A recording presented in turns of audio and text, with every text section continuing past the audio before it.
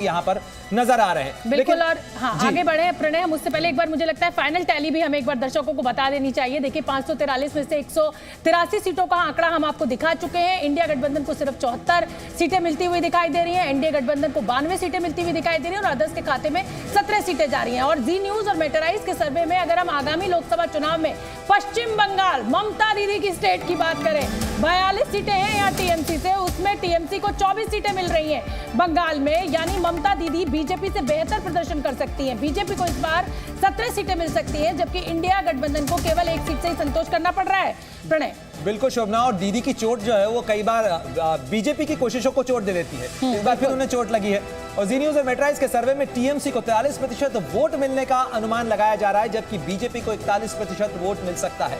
यहां बंगाल में इस बार टक्कर कांटे की होगी ऐसा माना जा रहा है, और इंडिया गठबंधन को 12% वोट शेयर मिलने का अनुमान है और अन्य के खाते में केवल 4% वोट जा रहा है। और महिलाओं के वोट के हिसाब से शोभना बहुत महत्वपूर्ण है। बिल्कुल। और देखिए टीएमसी के वोट परसेंटेज में कोई बहुत फर्क नहीं आया है। 2019 में भी 43.69% टीएमसी को वोट परसेंटेज पड़ा था, और इस बार भी। मैं एक बार जल्दी से पंकज जी आपका रुख कर लेती हूँ। ये जो बात हो रही है, कहा जा रहा है कि साहब संदेश खाली के बाद तो अब स्थिति पलट गई है और बीजेपी पर भी आरोप लग रहा है ध्रुवीकरण का। लेकिन अगर मैं देखूं तो यहाँ पर इस आंकड़े क्या कह रहे हैं, कैसे इसको समझा जाए, क्या मायने निकल रहे हैं?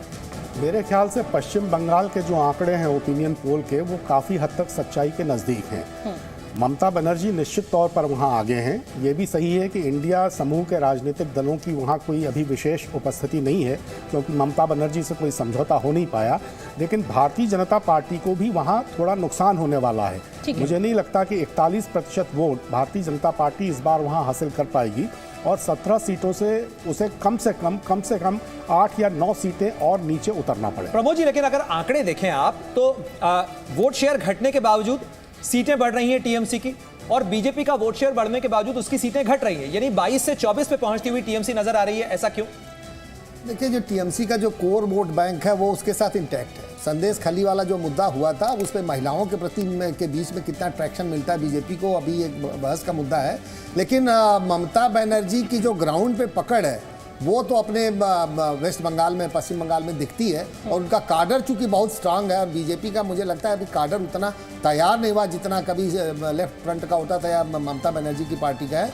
तो आप 17 सीट दे रहे हैं, हमारा अंदाजा बीजेपी को 19 से 20 सीटें मिलनी चाहिए। लेकिन वो जो वोट 2% का जो वोट गैप है वो काफी सीट्स को इधर उधर कर देता है। ठीक है राजकिशोर जी, इंडिया गठबंधन में ये कहा गया कि साहब फूट पड़ गई। पश्चिम बंगाल में आप इस फैसले को कैसे देखते हैं कि टीएमसी, कांग्रेस, सीपीआई, आप भी जानते हैं कि लेफ्ट और टीएमसी साथ नहीं आ सकते। क्या ये फैसला अच्छा साबित होगा आने वाले लोकसभा चुनाव में इंडिया गठबंधन के लिए? क्योंकि चुनाव के बाद भी टीएमसी जो है वो मिल सकती है, इंडिया गठबंधन का हिस्सा बन सकती है। नहीं, पर मिल तो सकती हैं, लेकिन शोभना जी अगर 17 सीटें अगर इस आंकड़े के हिसाब से हम देखें भारतीय जनता पार्टी के एनडीए को मिल रही हैं, तो फिर कितना मिलके भी करेंगे, आपके लिए बच कितनी सीटें रही हैं? बेहतर तो ये था कि वह आप मिलकर जाते तो पूरा सफाया करते, क्योंकि जो दिखाई पड़ रहा है 43 और 12 55% का अंतर होता, तो उसके बाद ये आंकड़े बिल्कुल बदले होते।